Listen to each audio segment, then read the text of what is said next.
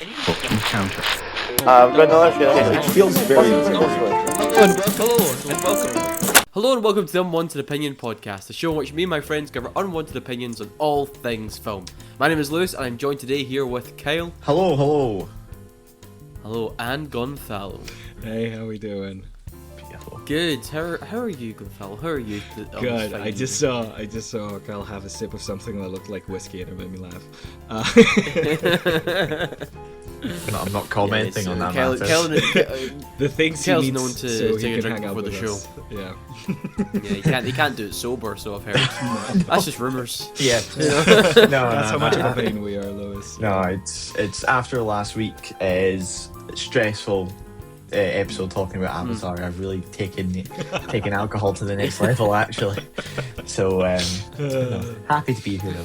I wonder if there's been many situations where a movie has pushed someone to alcoholism. Do you think that's happened? Surely it has happened in the grand scheme of things. I don't know. I honestly remember watching Holmes and Watson, and that almost pushed me over the edge. Way That back one in leads you past 2019. alcoholism. Yeah. Okay. Can imagine. I feel like that was yesterday. That Helm. I feel like I just came out of that screening of Holmes and Watson. Oh, One no, shot and out of absolutely. me, and that was the very first 10 seconds of that thing.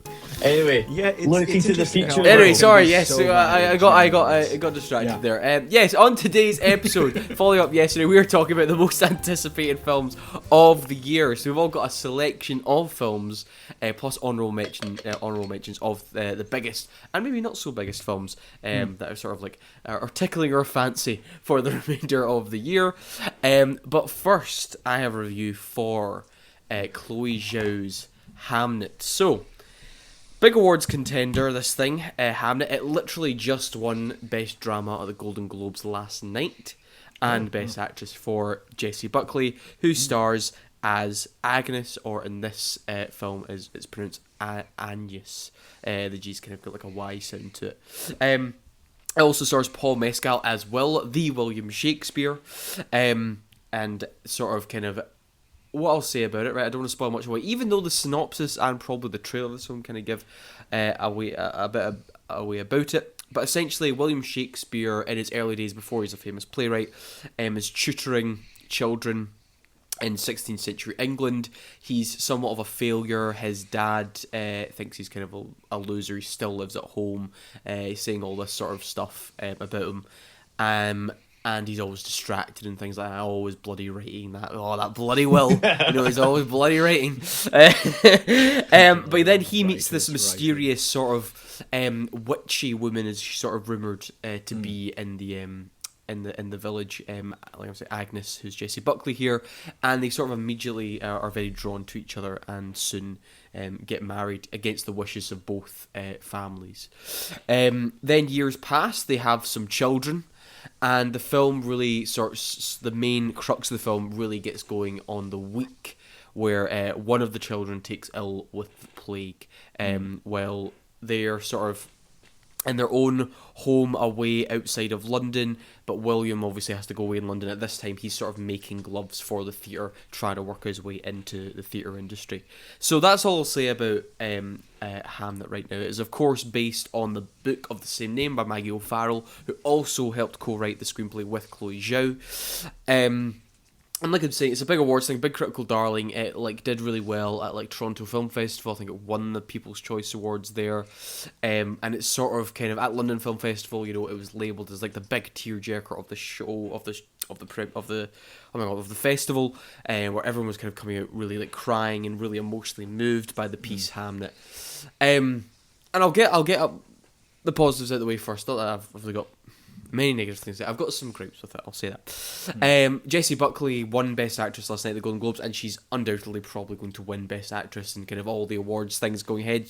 It really is a big demonstration of her as an actress, all the range of emotion she can really convey. And she has this sort of otherworldliness to her, where she manages to clearly show in not a really showy way that she is not really in tune with the world as everybody else is. You know, like I'm saying, she's sort of like her actual birth mother. She has a stepmother in this, but her birth mother was one who of like one of the woods and has like old herbal recipes that she's kind of taken herself, and she's sort of like connected medicine and wall has stuff. visions and is connected to sort of you know, like a psychedelic world, or like one where she, like I'm saying, she can sort of understand animals and nature, and even like have, like I'm saying, premonitions of the future. Whereas you have obviously William is a bit more sort of, he is kind of his own man who's own kind of like stuck in his own head and really struggles with the creative process of trying to produce his works. But yeah, I think also Paul Mescal is also fantastic in this thing. I mean, he's rarely ever putting in a bad performance. He's utterly fantastic here as well. Really in as a great supporting role thing. He also has a lot of emotion to really conjure up in a lot of the dramatic and powerful moments of the film. Now, what I will say about Hamnet, like I'm saying, I'm mentioning all these things about being a big tearjerker, a big emotional thing. I saw this with my girlfriend Lisa. She was crying at the end of it. It was, you know, a big thing where, you know, it's a very harrowing set of circumstances that happen within the film. However, I think, and I had the same with the book as well, I thought the book was rather cold in some places, where I think towards the second half it kind of picks up and you kind of get more emotion out of it.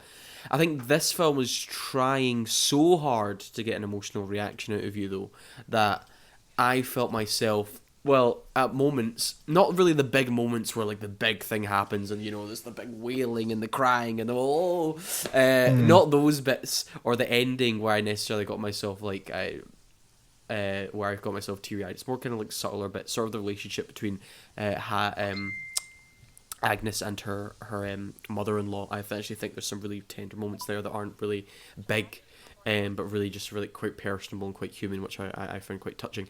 But I think the whole film is a very sad piece. It's a very emotional film, but I don't think it really has much else to say. I think it's well acted. I think it's a well put together film, but I don't think the film is really saying much in terms of loss or grief or anything that kind of comes along with that, because you have this big thing happen, and then we kind of quickly sort of go towards the end of the film, and it's kind of has this thing about art is this way to, you know, venture into emotions and perhaps get over something. But that's me really just kind of looking for it. But overall as a piece, I'm like, yes, it's sad, and this I come across really cold-hearted in this, but I think it was trying hard. I get you. I get what you mean, because sometimes with films it's like it was competent, it did what it wanted to do, but just the way, like, the story it was telling didn't like feel like anything substantial. It's like it's just telling a story about some parents who have a sick child, who maybe then something happens to the child, which the synopsis gives away essentially. And it does. And that's it. But like we have seen really great films where like that situation is explored, the feelings of that situation are explored, how they affect those characters, how that can be taken different ways. Like grief is a thing that we've seen explored in art a lot. The death of a child is a thing we've seen explored in art a lot. And to, like, from what I'm hearing, it's like it just tells the story, but it doesn't really go deep into what that effect is, how it makes the people feel, how it changes, what grief can do to them. Like, it stays on the surface of what happens. And I think the thing the book does better than the film as well is that there's this William has to go away to London a lot, so he's far away from home. He's like days rides away from home. It's not like he's just like an hour outside the city, like today by driving. And I think the book does a much better job at creating distance between Agnes and William, whereas in the film it kind of feels like he's not that far away. That sense of distance wasn't really felt, and I think the book does a much better job. That season 1 versus last season of Game of Thrones thing. A little bit. I'm like, I just feel like he's not that far away. I feel like he can get here in a few hours. It's tough to show distance. It's tough to. It's harder to do that, I think, than it is in a book, because obviously you get more time with the characters and you get that long sense of time passing. But yeah, and I think also Max Richter does the score, and I felt this way when towards the end of it I was like, oh, they're playing the final scene of the film plays a very, very famous bit of music that both of you will have heard before in other films or TV. Okay. I'm certain of it, right? And I was listening to Mark Kermode's review of it, and I'm so glad he brought it up because I've not seen anyone else talk about it. As this Max Richter piece of music called "On the Nature of Daylight." If you press play on Spotify, I think it's like most streamed song of Max Richter's on Spotify. If you play it, you'll be like, "Oh, that bit of music." Yeah, like that it's bit of instantly music's- recognizable. You just don't know the name of it. Yeah. Yeah, exactly. It's one of those things. And that scores the final scene of the film. And it's so on the nose and so like for me, right? Obviously, someone who obviously like has seen, we've watched a lot of stuff and we listen to a lot of music and all that stuff, right? And I get like 99% of people watching it will be like, oh, this is a really moving bit of music. This is really great. But for me, it took me right out. I was like, oh my god, are they playing this bit of music seriously? Like, it's literally, if you go to the credits of that song and what it's played in, you'll be like, oh my god, this is played in so many different things. And they play that, and for me, it took me kind of a bit out of the scene. And I thought the final scene was pretty well handled up until then. It's a really... Music it's a really choices good is way a of hard kind one, especially like using music that already exists. Yeah. Like a soundtrack is already one thing, but like picking like what to do a needle drop with is kind of hard. Context changes a lot of like music. Like I can't see myself taking Imagine seriously anytime soon as a needle drop in any sort of film from now on. So like it's hard to on the nose, contextual keys right? from like outside, Yeah. but also like overusing, maybe using a song that whose lyrics are too freaking on the nose. I'm thinking Suicide Squad whenever I think bad needle drops. The first few minutes of that movie, it's like one needle drop after another. Like one would have been fine, but like 27 obvious needle so drops.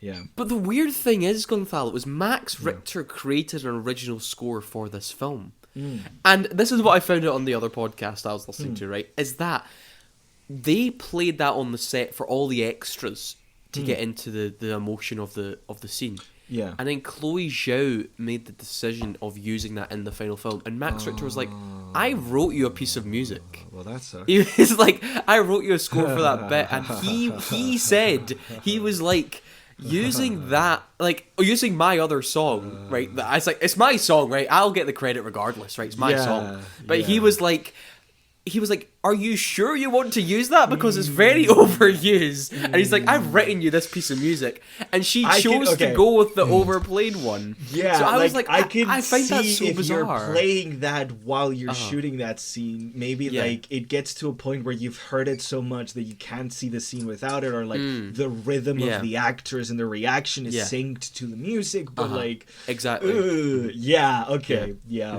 I can understand her point of view there, but I also very much disagree. Yes. It's just funny when you have the composer getting involved as well, being like, it's like, I know it's also my song, but like, and it's like, it's also, it's weird that you're picking my other song that I released like a decade ago over me right now, really? Anyway, so to sum up Hamnet, and it's sort of, I thought the book when it came out got lots and lots of praise and critical praise, and I read it and I was like, this is a good story and it's a good book, and that was kind of it for me. And it's the same way I feel about the film. I'm like, this is a good film, it's well made, very well acted, well shot. Max Richter does a great score for 95% of it, and then there's that bit, and then I'll say that it is emotional and it's a sad story, but I wasn't moved by it. I won't think about Hamnet really much after a few months' time. I don't think it'll leave a lasting impression on me. But I will give it a 7 out of 10. I think it's a good film, and that's kind of the biggest recommendation I can say about it. But anyway, moving on to our most anticipated topic. Kyle is celebrating, doesn't have to listen to me talk so much anymore. Okay, so Kyle, we'll go to you first. Do you want to do one of your picks, or do you want to do honorable mentions first? I want to do something first, and I'm going to do my predictions. And this is my $1 billion predictions. Oh, your $1 billion predictions. Okay. So I'm going to give a list, and we can check back at the end of the year which ones actually did make $1 billion. Because I was just thinking, I was looking through the list, and I was thinking, because we've only had, I think we've had 4 movies break $1 billion this year. This year. We had Lilo and Stitch, we had Avatar, Yep. we had the Chinese film, and then Oh, yep. what was the Chinese film? Zion 2, Zootopia. Oh, yeah, that was Zootopia. Yeah. And then we had Zootopia. and then How to Train Zootopia Your 2. Dragon not break $1 billion. No, How to No, Train Your that Dragon made, made like, like 600 and something. Minecraft got close. Minecraft did get close. Micro okay. Very close, So yeah. my quick predictions: Yeah. Okay, here we go. Toy Story 5, Yeah. Yep, absolutely. Yeah. Yep, definitely. Minions 3, Maybe. Yep, most likely. most likely. Minions Rise That- of Gru came literally a tiny, like a hair it short was of something the like movie. 990. Like it was a bit, you Yeah, know. Yeah, it was ridiculous, yeah. If Uh, it becomes a meme again, 100% yes. yeah. yeah. Lewis's least anticipated film for the year, probably Super Mario Galaxy, because that last one made like Probably. 1.3. Absolutely, will make $1 billion. Absolutely. Yeah. Make $1 billion, yeah. Spider-Man, usually a safe bet for Yeah, $1 billion. pretty much. And I Usually think- a safe bet. Right now, I don't know. But I wouldn't think bet on that one. the way that they're going to market it with him being kind of back to the streets and stuff may drag people in. Yeah. I think On it top will. of that, I'm more I think it hesitant will. about any Marvel Or get movies at the close, at moment. least. Yeah, it'll get close uh, for sure. It's a contender. for sure. Yeah. Doomsday, I think we'll get Yep. it. We'll do it. And then Contender, this is yeah. my not entirely confident, but I wouldn't be surprised, and that is the live action Moana. Yeah, that one's gonna make $1 billion. Yeah, that's gonna Yeah, do that's it. gonna make So $1 I'm billion. thinking For sure. I have The only one I 6 there. think, The only way the that only one I'm doesn't thinking break on your $1 list billion that might not. is if Sorry, it I was gonna competes say the with only one like Minions, maybe. The only one that might not do it is Spider-Man, just because of the Marvel thing. But I reckon that would still Yeah. be close. I'm Yeah, gonna put an I just- asterisk on Spider-Man. I might put an asterisk on Minions 3, but Moana live action is. Moana- But Yeah. then again, even people, a lot of people will still be interested to see how the whole Tom Holland thing kind of goes about after the end of No Way Home. So I think No, that might I know a actually- lot of people that will industry be will- interested, but I'm wondering if a lot of people will go though, because And- a lot of people were interested in Fantastic Four, and that didn't break Yeah. $1 billion.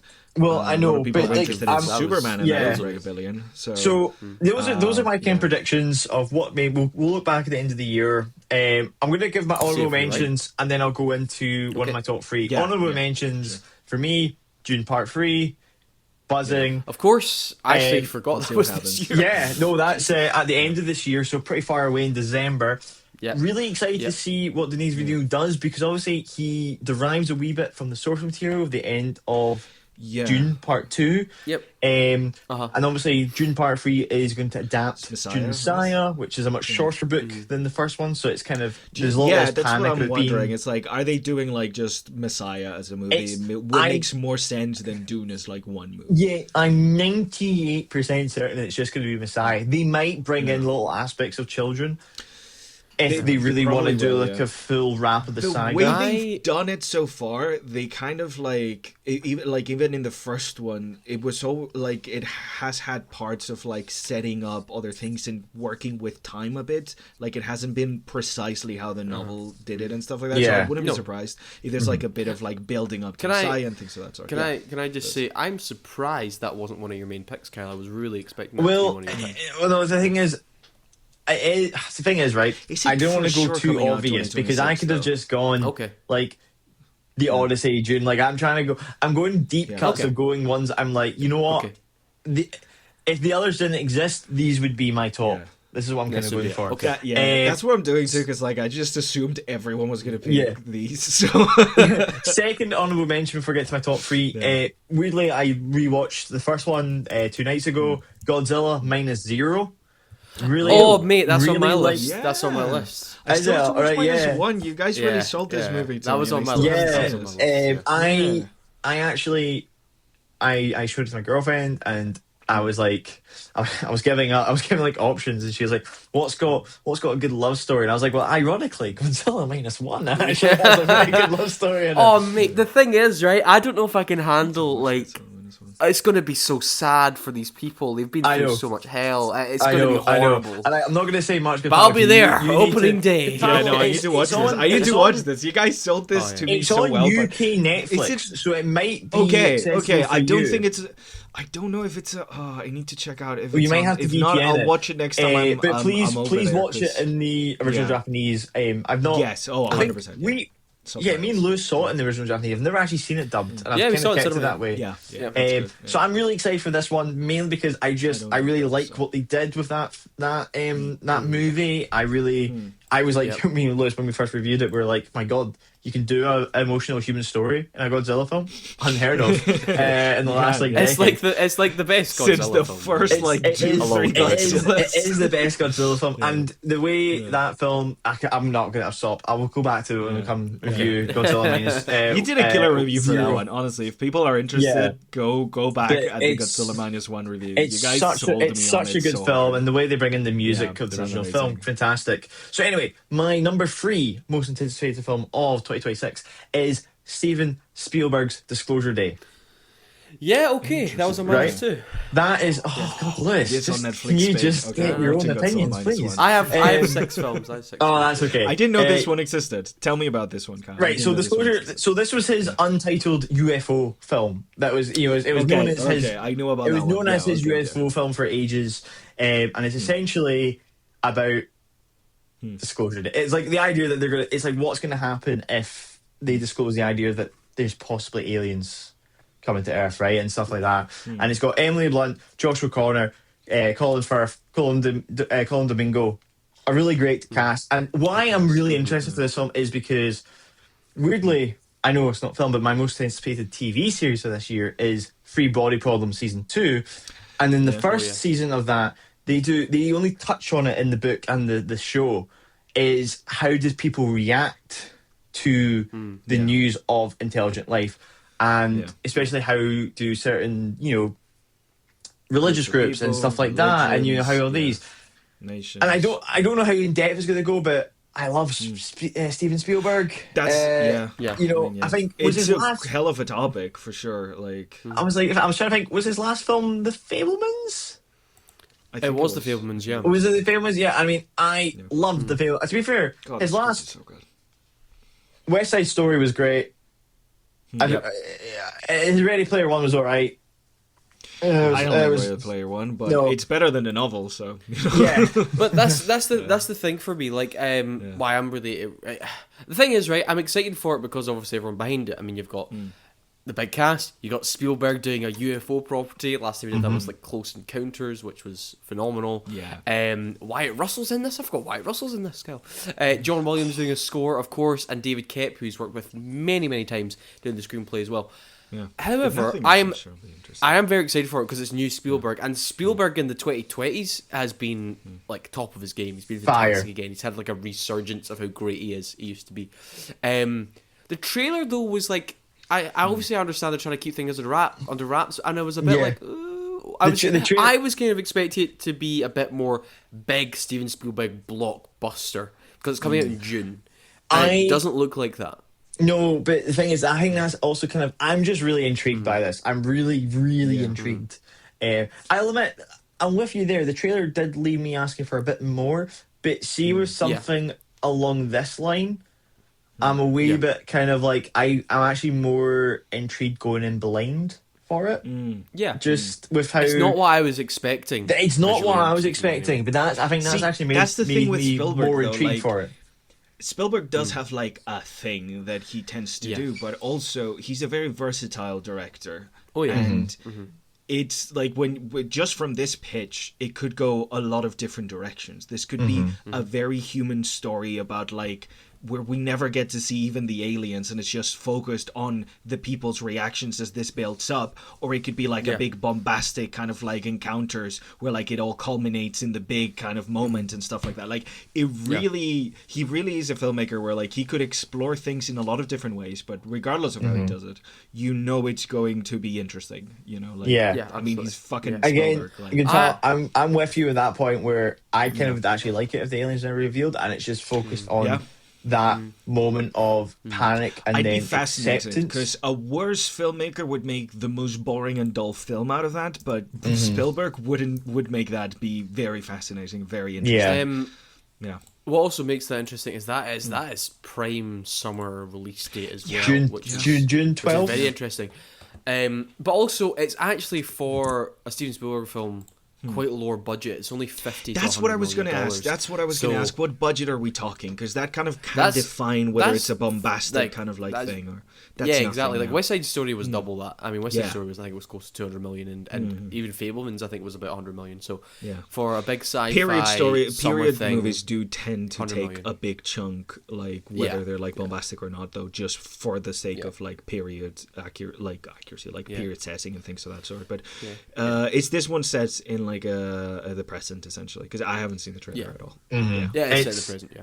Okay, so Gonzalo, what is your first choice? Okay, so we've talked about the Odyssey. I'm very excited about that one. Yep. We've talked about Dune Part 3. Very excited about that Yep. one. I wanted to choose one that you guys might not have chosen. Okay. So I'm going to steal one that, Kyle's definitely chosen this one. Maybe I'll leave this one to you, because I have a bunch of ones. No, that I'm excited for. I'll leave can... this one to you, Chris. Okay, Project Hail Mary. You've Yeah. read the book. You've told me great things about that book. I watched the first trailer, which spoils a big part of like what the book is about. Yep. But if you haven't, don't watch the second trailer. I accidentally watched it the other day while my family was watching trailers for 2026. It spoils the entire fucking movie. Well, I'll debate that. I'll see the movie, but like it goes way further than the first trailer does. Like the first trailer builds up the situation, and then it does a little bit of a spoiler of what they encounter out there.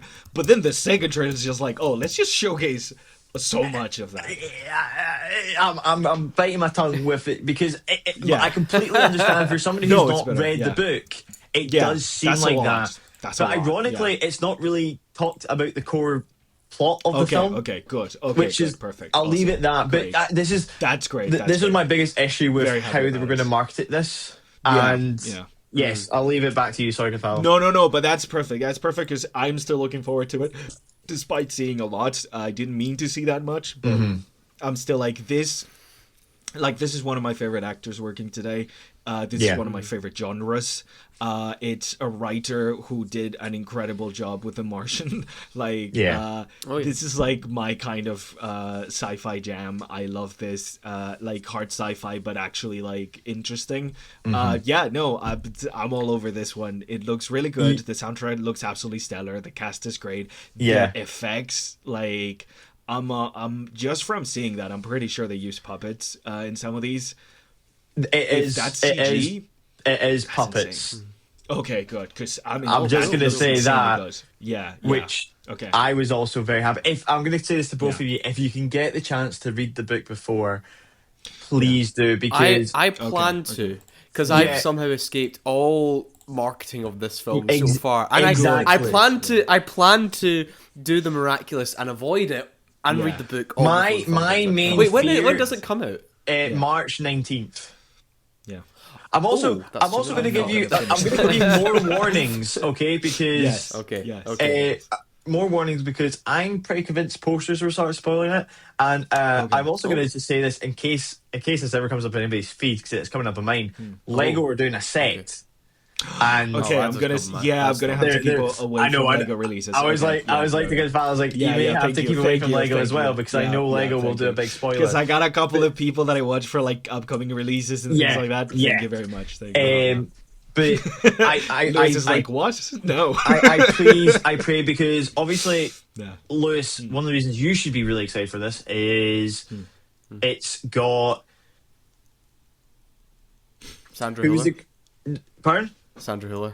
Yes, from I love Sandra Hüller. Yeah, Sandra Hüller. Yes. Yeah. So and she's also one film I'm going to talk about. Her along with Ryan Gosling, when they got announced, I was like, this could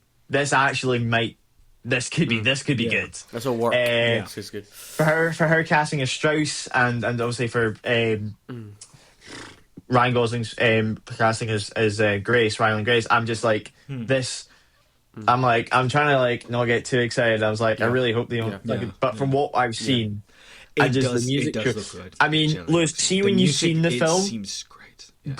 Go back and watch the first trailers, because the music choice they do in the trailers, the music is so good. It's great for the emotional weight of the film. That It's genuinely really good. I do Really think well they're two solid trailers. Apart from, do you know what? Once we get to reviewing it, we can go full into that. But yeah, sorry, Yeah, Paolo. absolutely. Yeah, I'm sorry. okay. Yeah. No, that was it. Like, this is one that Okay. essentially, like, I remember watching the first trailer and talking to you about it, and between how good the trailer looked and your, like, absolute love of the novel, I was like, okay, I'm freaking sold. Like, this is going to be a really interesting story. For those who don't know, essentially, if you don't want to watch any trailers and you just want this sold to you and just go directly to cinemas, stars are dying all over the galaxy. We don't know why. We get this guy who's a biology professor gets shot up in space, even though he's not an astronaut and doesn't know what the heck he's doing, to try and figure out why one of the stars nearby our solar system is unaffected by this weird infection that's infecting all the stars. That's, I think, all you have to know, right, Kyle? Yeah, that is perfect. the sole premise, and I'm really interested how they do the film, because the book's very much he suffers from amnesia, so he's always kind of getting flashbacks to the past, and I think that's how they're going to do It the seems film. like a part of that is going to happen because, like, with the first trailer, you have the whole he wakes up in the ship and he's like, "Oh, what's going on? What's happening?" So it there really might be does that make back and the forth, film. which would be interesting. I think this is honestly, I'm not trying to be biased, but I think this is one really to look out for, and if it does turn out to be bad, I will never come back to the podcast. So, Lewis, it is Well, reminding okay, me I of some will, of my favorite sci-fi films like Sunshine or Yeah. like Interstellar and stuff. So like I'm game for it. Like this is looking really good. Yeah. Okay, well, my first choice, Yeah. I'm going to go Alejandro G. Inarritu's Digger. Yeah, that was one of my choices. Okay, let's go. Was it? Okay, so there really is, no one knows except there was Nothing. a title announcement trailer which was like 30 seconds long, and you don't even see I Tom Cruise I in it. got But yeah, fucking sold it from those stars 30 seconds. I got sold. I watched those 30 seconds yeah. and I was like, I'm watching this shit. It stars Tom Cruise in his first properly non-action role in a long time, and Riz Ahmed, who I adore, Riz Ahmed. He was actually just in a film last year called Relay, which literally just came and went. Is He Sandra was great Hüller in that. this one as well? I feel like she's And Sandra Hüller is also in this as well. So, Yeah. I'm very, very excited by that cast alone. And all that's given as the synopsis is the most powerful man in the world embarks on a frantic mission to prove he's humanity's savior before the disaster he's unleashed destroys everything.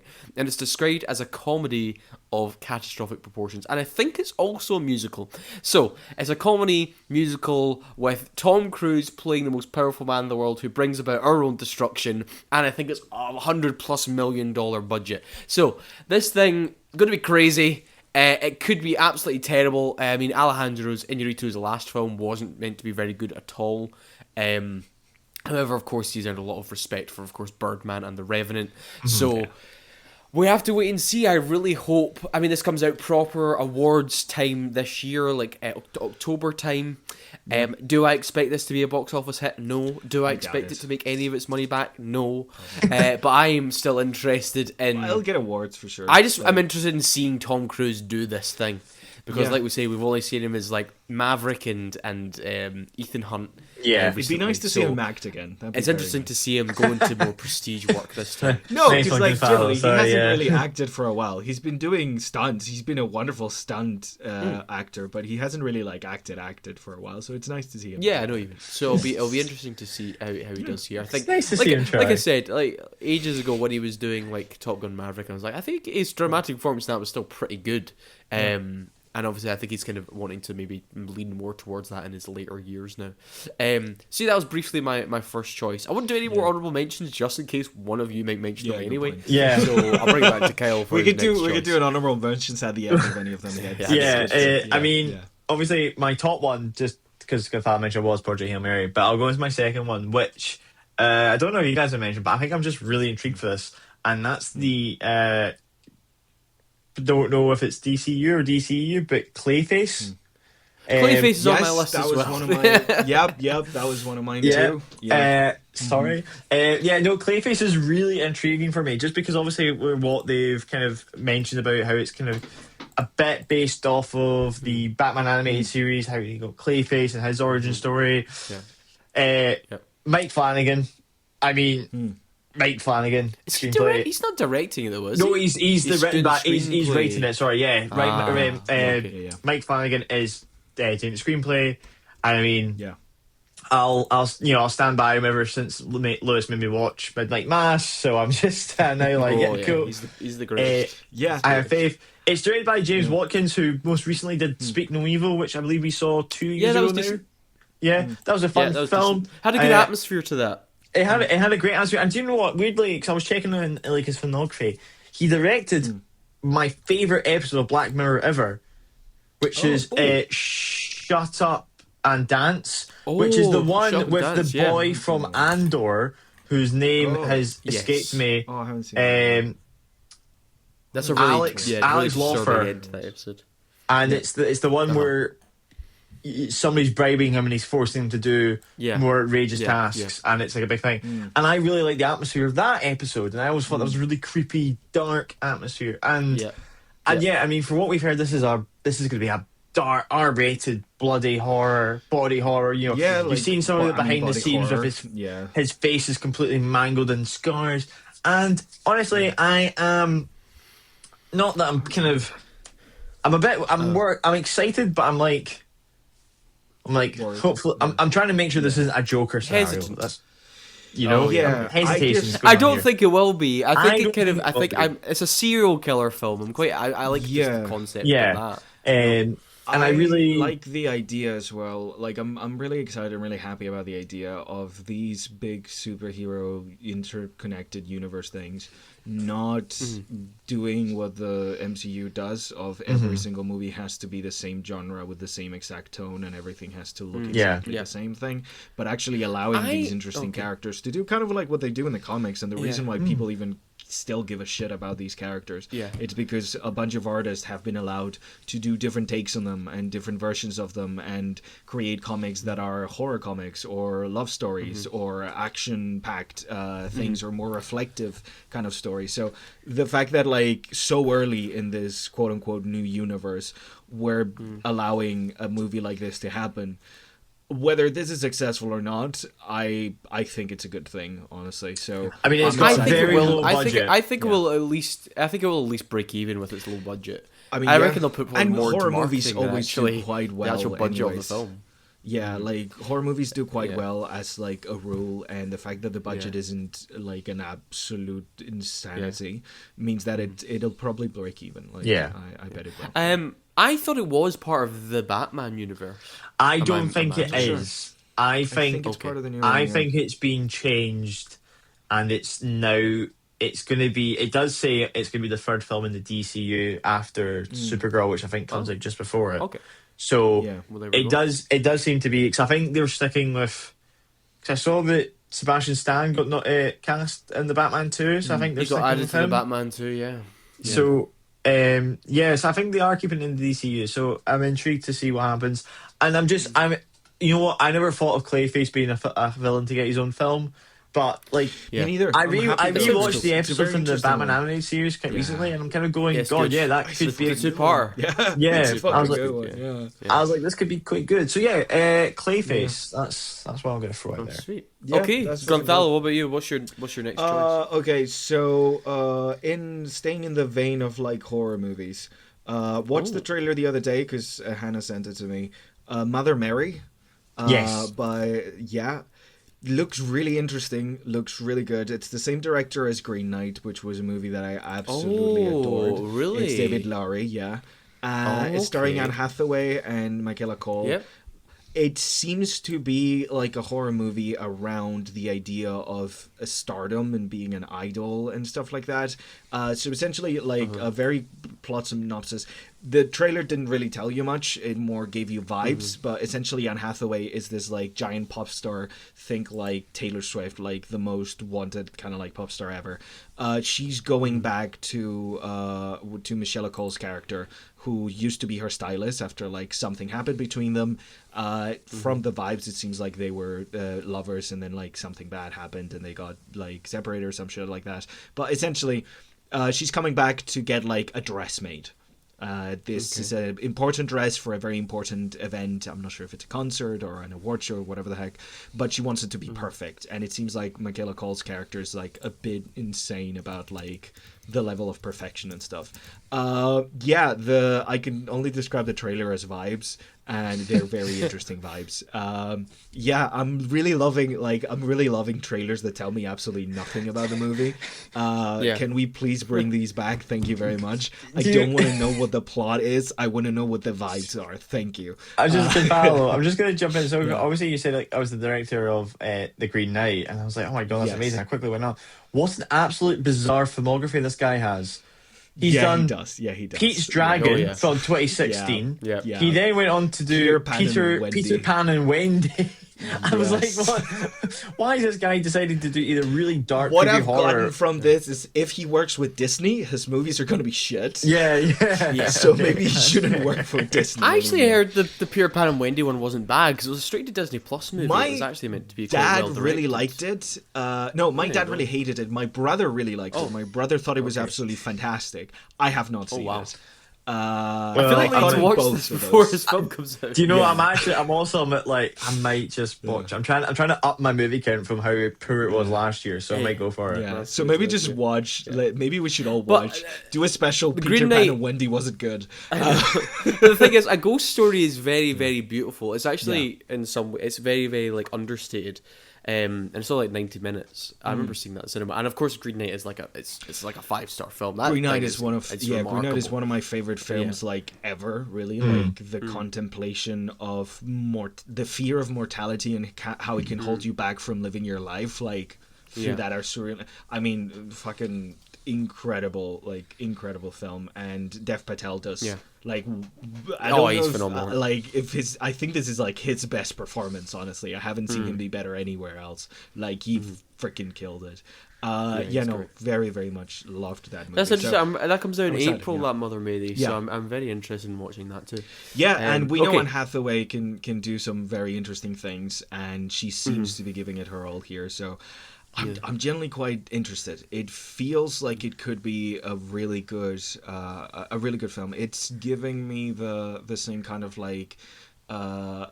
in-depth look at like celebrity and perfection in the spotlight that you saw from something like Substance. You know, like it seems to be going in that interesting direction. So I'm excited, honestly. Yeah. Okay, so for my next one, this is one that when I heard was announced, or like the idea of it was coming, I was like, oh, really?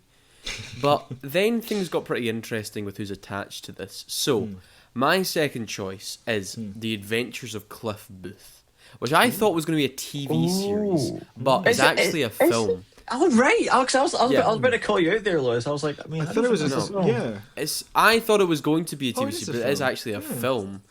Okay. And is of course it's a sequel to Once Upon a Time in Hollywood, but it's not directed by Tarantino. It's based off a screenplay by him, and it will be directed by the one and only David Fincher.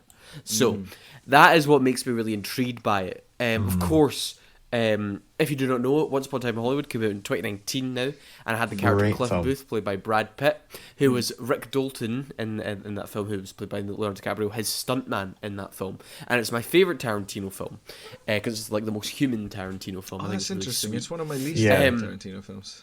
Oh, of course it was. No, this is the thing. That film has got the biggest split I know from people. People either love it or they hate it. It was fine. I just didn't really... No, it's amazing. It didn't really connect. Well, I think it's a really loving story about friendship, Gonzalo, but you wouldn't know anything about that. But no, I am interested to see where this goes, because this is David Fincher's most expensive film. It's $200 million budget. Netflix, of course, just don't have any budget control. And David Fincher is obviously a perfectionist and likes, really big, expensive budgets, and this is his biggest one to date. I don't know why they gave him $200 million for this and not $200 million for Mindhunter season 3, but whatever. Netflix, I don't know who's in charge of your accounting. That's crazy. But yeah, I'm intrigued to see where they're going to go with this. There's obviously no stills of it. There's no poster. There's no trailer. We just know it's coming out this year. It's a Netflix film, so it might get a limited cinematic release. But it'll be really interesting to see where Cliff Booth goes. He just looks the same, but more of a mullet. Cool. Okay, he's got longer hair now. Okay. Yeah. So yeah, it'll be really interesting to see where this goes. Timothy Olyphant also returns in this show. And Elizabeth Debicki's in it too, so it'll be interesting to see. I don't have much to say Who about was it. Because Timothy there's nothing really to Olyphant say about it. He was in Once Upon a Time in Hollywood. Who Yeah, was he in Once was Upon a in Time in Hollywood again? He was one of the cowboys in like, the scene. Oh, he was with, the main guy. The Leonardo Yeah. DiCaprio was playing the heavy in the show. Yeah, exactly. Yeah. But of course, Olyphant is we're going also- to with that budget, with David Fincher directing it, it's going to be a really immersive period of probably the late 60s or 70s, probably 70s now at this point. So it's going to have a great immersive feel to it. And also, like we I'm saying, need I really the hope. budget for a very specific shot where the camera's going to go through a teacup, but instead of, because that's not physically possible, we need to CGI it perfectly.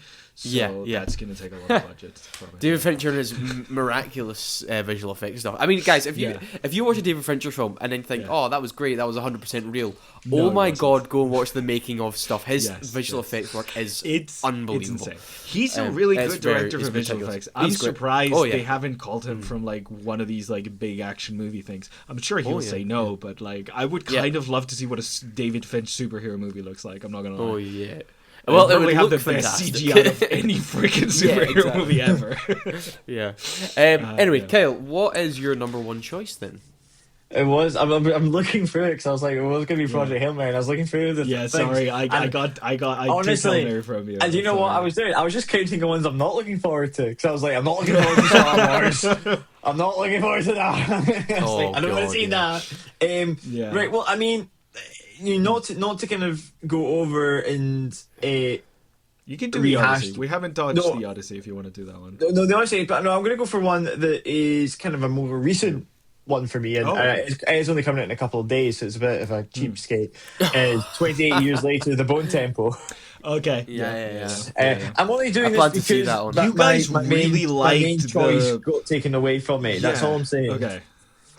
You guys really loved the latest 28 Days Later. I it's only great. watched I it really liked 3 it. days Yeah. ago. I wasn't interested in it at all because I didn't even really like the first one. But what was it about like the new one that really makes you interested, like into this franchise? The thing is, so I've seen the first two. Well, I mean, I've seen the only two. 28 days later and then 28 weeks later, and like. I really liked 28 Days Later. I really did not like 28 Weeks Later. I found that film really bad film. really bad. Yeah. And it was more because I didn't, I can remember seeing like trailers, and the trailers were really like creepy and ominous for 28 Years Later, and like with like that kind of sound and music or whatever was going on.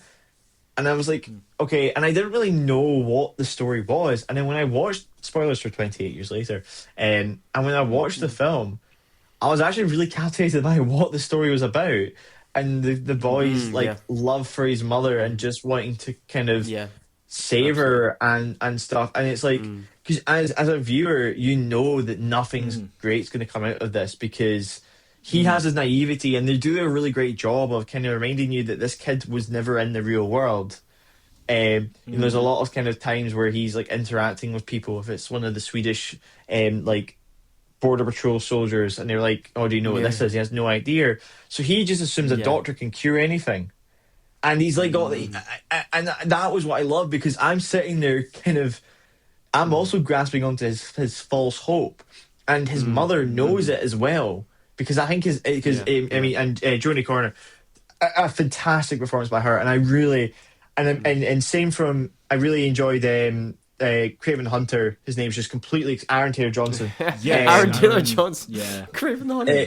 Craven Hunter, Aaron Taylor Johnson. I actually quite liked his performance because it was a really great kind of, he knew what was happening. The mum knew what was happening. The boy was in denial. And then you go and you're in this world, and they also, all right. I'm fine about the slight lore that they're adding to it. We have alpha zombies. I guess you want to make it a wee bit more interesting. I like that stuff. I like that stuff. I liked it, and I like the logic of the stuff virus enhances some people, and it's like steroids, and that's why he's great. I mean, like. You take a minute to just get the swinging dicks out of your head because it is just you're just like what, and then Ralph Fiennes after a couple of swinging dicks you stop seeing them. I know, and then Ralph Fiennes' doctor was such a really creepy character, but also really nice and Really and lovely and he's as well. he's a bit bonkers with how he's got the bone tempo, but then as soon as he's like, the kid's there, and then he starts doing the medical examination of his mum, and it's like I said, he's really creepy because the way he does it with skulls.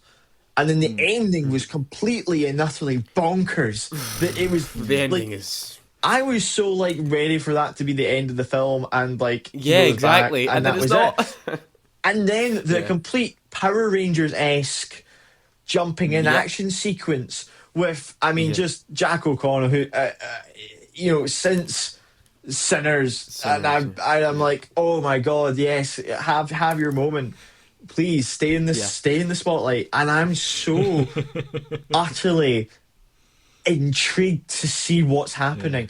And also, Yeah. I know a lot of people are like this. And no offense, and Cillian Murphy's great. I could not give a shit if his character came back, because it's not like his characters were like, he was just a character in the I first know. film. He's just a guy. I know. He's just a guy. He's not like he was the person that created the virus, or was like the person that could defeat the virus. He was just a guy. And like, no offense, if he doesn't come back, I'm not upset. But I really want to see what complete and utterly bonkers idea Danny Boyle has, and Alex Garland, who obviously, Alex Garland, I've been loving his recent You're a stuff. big fan. And I know this is directed by somebody else, but they went on about how they kind of wanted somebody else to direct it because it's going to go weirder. Yeah. Yeah. And I just... It's, So that's it's the an, thing. It's an army of Jimmy Saviles. I really want to know what's happening. Yeah. But that's the thing.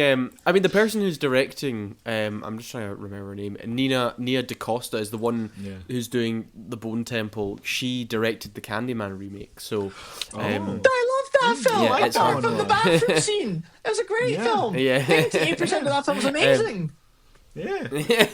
So she's directing, and that's what the only thing I'm skeptical about is I really hope we get like all three parts of this trilogy, because Danny Boyle did part 1, Nia DaCosta's doing part 2, and then of course Danny Boyle wants to make number 3, and I don't know how much these things cost, but I just really hope there's some traction towards years this. later make? It made about $150 million, and I think its budget was 50. Okay. So it's fine. It's fine. Okay. Yeah. So and Bone Temple was filmed back to back with another director. So it'll be interesting to see. But I'm seeing it on Wednesday, so I'm seeing it in a couple of days. All the bone towers intact. You don't have to rebuild them. Yeah. Yeah. True. So yeah, I'm also really interested to see. And when they announced there was 28 years later, and then 20 years, the Bone Temple was coming out within 6 months of each other.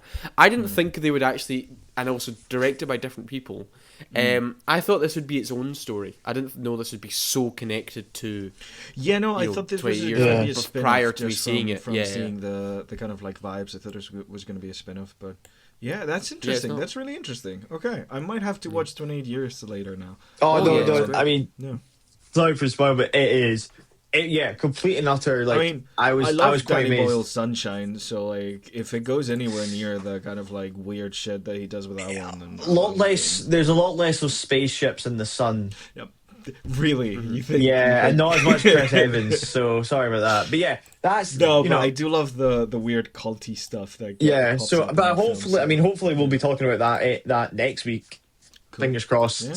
Lewis, have you seen it next Saturday, Sunday? I'm seeing it. I'm seeing it on Wednesday. I'm seeing it on Wednesday. So. Look at me. Okay, so Gonzalo. Gonzalo, what's your choice? Okay, so just to end with, I'm actually really excited for Supergirl. Yeah. Oh yeah. Yeah, I'm actually really excited for Supergirl. Yeah. I think it could be terrible, but it could also be pretty good. It's got an interesting story. I like the comic that it's based on, the Woman of Tomorrow. Yeah. The actress seems to be really good. Cool. I don't know. It's giving like intergalactic thing and stuff. I think what you're looking for is Guardians of the Galaxy, but sure. Yeah, and ironically, this was not directed by James Gunn, which is the funny bit. Yeah. Weirdly enough, this looks more like a James Gunn film than his last. It does than Superman does. Yeah, I don't know. I'm excited for it. Cautiously excited for it. I'm probably gonna watch this one. Unlike other superhero movies, which I've given up with. Yeah, I'm actually interested in seeing what happens with this. I guess it's mostly nostalgia. I really fuck with DC. Like growing up, the cartoons I watched were DC and not Marvel. Yeah. So like, I really fuck with DC characters. Well, Just to DC really see owned the limited- comic, the cartoon world. They really did. They They really, Like, really between did. Batman, Dark Knight, like the Batman TV show, Even the Justice League, Justice you know, League, and all Justice that, League yeah. Unlimited. Yeah, it was. Well, I'm it was glad quite somebody's good, so- excited for that film in the world. Yeah, I think I'm the Uh, only person in the world who's actually yeah. looking forward to this one. But And this is ironic because yeah. I actually love Superman, and then I saw the trailer and Yeah. I was like, God, this is Guardians of the Galaxy. Anyway, Yeah. so I'm Well, there you go. shut up. Gonzalo's looking forward to a surprise. Gonzalo on the show is always saying about I know, like, I know, superhero I movies know. need to stop, and now he's like one of the most anticipated films. Okay, I'm admitting that this is not because it looks particularly good. It does not look Yeah. particularly good. I'm just fully nostalgia and like hoping that it is. For a more interesting one, I actually watched the trailer for The Bride the other day, and that looks interesting. Could be completely terrible. Could be good. Yeah, I don't know The how idea of I feel about that. I like Maggie Gyllenhaal as a filmmaker. I think her Love Story was brilliant. That's the thing, But, yeah. This one, don't know. The idea is good. The actors are good. The idea of like Frankenstein's monster and the bride being like a Bonnie and Clyde kind of thing in the 1920s could be really cool. Could be very stylistic. Jessie Buckley is good. Christian Bale is good. So yeah, it'll be interesting for sure. Yeah. Well, I will go for my. Okay, I'll mention this one first very quickly. The drama with Zendaya. Oh, and Robert Pattinson. Have any of you seen Yeah. the trailer for this? yes, Yeah. What is the drama, man? What is the beef between these two? I want to know. The trailer Good is actors. excellent. The trailer is truly excellent. If you don't know the trailer, Robert Pattinson and Zendaya, their characters, don't know their characters' names, are getting their photographer for their wedding, and they seem very uncomfortable around each other. And the photographer's like, act like you know each other. You've known each other for so Yeah. long. Like, Yeah. okay, do one where you don't give me a natural smile. And then it's intercut Yeah. with these images and these sequences of something has been revealed and something bad in the relationship has happened, but they're going ahead with this wedding anyway, and I want to know what it is. Yeah. I think the trailer's excellent. See, again, I love Robert another Pattinson. thing, like, if we can get anything from this episode, is that Yeah. trailers that don't tell you what the fuck is going on in the film are the best absolutely. trailers. Don't tell me what the fuck is going on. Don't tell me anything. Send me all And, sell yeah, me it's, the it's, vibes. it's directed by Christopher Borgley, who did Dream Scenario a few years ago with that Nicolas Cage film, which was excellent. Funny haven't and seen also that very one. sad film about where like this guy keeps appearing in people's dreams and he has no control over it. It's just happening. Great film. So I'm really interested to see what he does with this. I will also mention, of course, Werewolf by Robert Eggers, his fifth major Is that film. this year? That comes out in December this year. December, So end of the year. and I have a friend who's working on it. Really? And I won't give anything away, obviously, Yeah. and she's not actually told me anything spoilery, so I couldn't give The anything man away. turns into a wolf, guys. all that I know is that the film is doing reshoots and has gone way over budget. So I don't know if this is they're redoing the sort of finale of it. Because she was meant to finish in November, but she's had to go back in January, back to Wales to film this thing. So I don't know. I'm intrigued. Obviously, I mean Robert Eggers is one of my favorite filmmakers working today. He's done a fantastic job. Someone in the Nosferatu. production die, and they had to like reshoot the movie with a different actor. Oh, maybe that was it. Yeah, 'Cause but if look, that she's met happened, then it's my friend's probably met Willem outside. Dafoe. She's met Aaron Taylor Johnson, which is That's pretty a cool. life goal right there. I That's wanna- that's peaked. If you met Willem Dafoe, that's Yeah. yeah. I not know, fair I as you know, can do. it's Sorry. I But know. I feel like no one mentioned this because it was such the obvious pick, and like everyone Yeah. is anticipating this. That's actually the boring choice, and that's Yeah. the Odyssey. We kind I of mean, like- we kind of We did kind of skip. Everyone was afraid to pick the Odyssey because everyone's like, "Yeah, I we're all wanted excited to for it." I mean, give like, you guys I- choices. I was like, I've got everyone's a going to question. pick the Odyssey. I've got a Yeah. question actually, Yeah. and this is because I was looking through the figures, and obviously Oppenheimer made 970 million.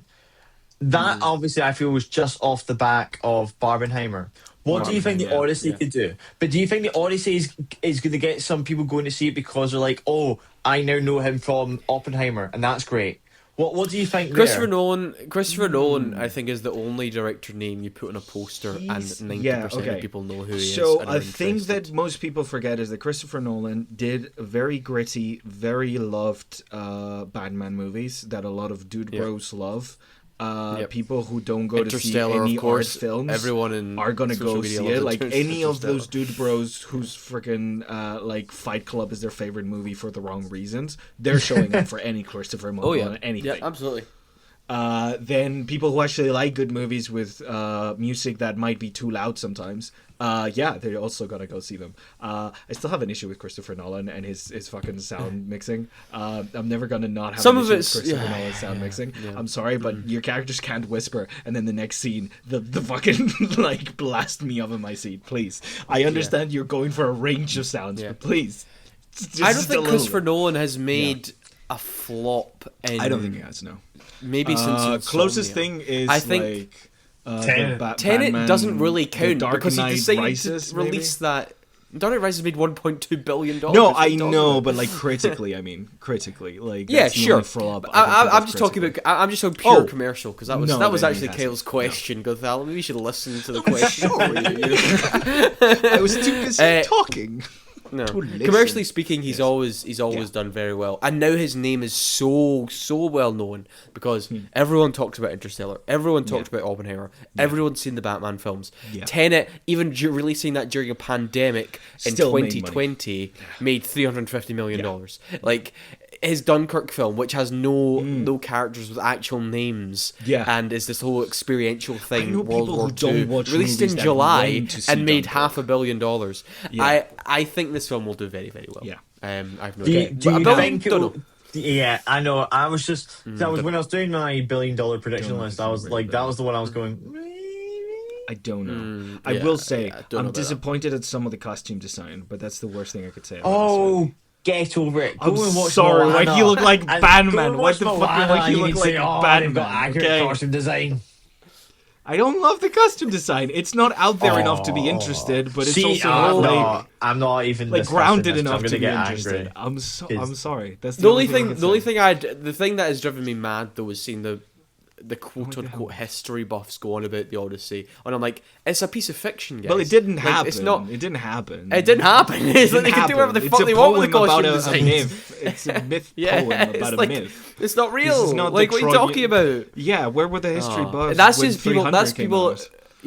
Think they know anything, and they haven't read a book in their goddamn life. They probably don't know what the Odyssey is, right? It's fiction. Anyway, yeah. it's fiction. It's not. I don't true have a story. problem with the accuracy of the costumes. I just think the guy looks dumb in that helmet. That's it. When it got announced what Christopher Nolan was doing, it was the Odyssey, and it was just all the people in America like screenshotting like the search. Like their Google search with Odyssey, like, oh my god, this is gonna be amazing. And everybody's like, how do you not know what it is? Like even, even I never read it, but I knew even it was understand- a poem, and it was like the first like fantasy adventure. I had to read the Odyssey and the Iliad in school, but like I understand people maybe not knowing what the Iliad is from its name. Yeah. Like if you say the Trojan War, people should know what the fuck that is. If you say the Odyssey, it's one of the most referenced and parodied stories of all time. If nothing else, you should know it from like I bet you anything. I have no idea, but I bet you anything it's been in The Simpsons. They've 100% done. 100%. Yeah. Simpsons has done everything. Like, oh brother, where art thou? Is the Odyssey, but in the south. Like, there's been so many parodies and so many like things taken from this that like it's like not knowing what Star Wars is. It's like, do you live in the world? Like you, it's like it's one of those things where like it's permeated throughout history as like a work that has been parodied, reframed, characters taken from like fucking Cyclops, like the sirens, like one of so the much shit has been- essential pieces of literature so that much, kind of so much. shaped Yeah. all of literature, all Yeah. adventure. It's and- like and it's literal like journey books. learning about religions and not talking about Mesopotamia. It's like, bro, that's the original. Everything that we've written since comes from there. We just copied their homework. Sorry. Anyways, nice. That's okay. I mean, that's a good place to wrap up. You know, I was talking about the history of literacy and literary books. But yeah, we're going to wrap up there. So, thank you, Gonzalo, for joining us and that little rant. Happy to. Very happy to. Okay. And thank you, Kyle, as well. Very welcome. Yeah. You can join us next week on Unwanted Literary Opinions. If you want literature opinions, I should say. No, I'm only joking. But yes, we just gave our opinions on. Actually, what I was going to say next week. What we're doing next week, guys? I completely forgot. 28 years later, hopefully. Oh, yes, okay, 28 years later, of course. Yeah, I've literally seen that this week. Okay, yes, join us next week where we'll talk about 20 years later, The Bone Temple. But until then, we just give an opinion on all those anticipated films, plus Hamnet. But at the end of the day, those were our unwanted opinions. Thank you very much. Awesome.